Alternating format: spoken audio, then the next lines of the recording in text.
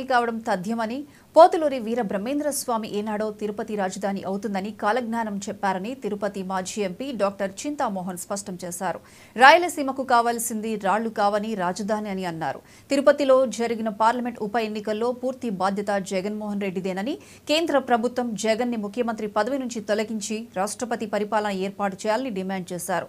షర్మిలమ్మ రాష్ట్రానికి కాబోయే మహిళా ముఖ్యమంత్రి అన్నారు.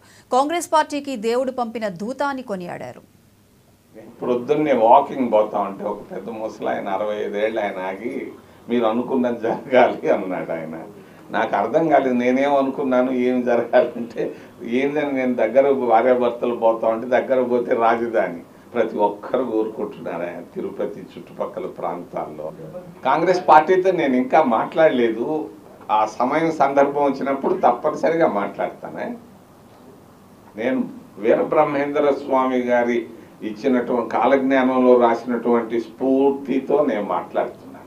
నమ్మకం ఉంది. చేపలు వస్తాయి, గండు చేపలు వస్తాయి అన్నాడు తిరుపతిలో. ఎట్టొస్తాయని చూశాను, మొన్న చూశాను 2 ఏళ్ల క్రితం వరదల్లో 5 కిలోలు చేపలు కూడా వచ్చాయి. ఎందుకంటే మనకు వేరే మార్గం లేదు.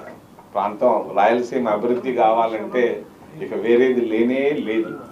అయ్యా షర్మిలమ్మ ముఖ్యమంత్రి కాబోతా ఉంది.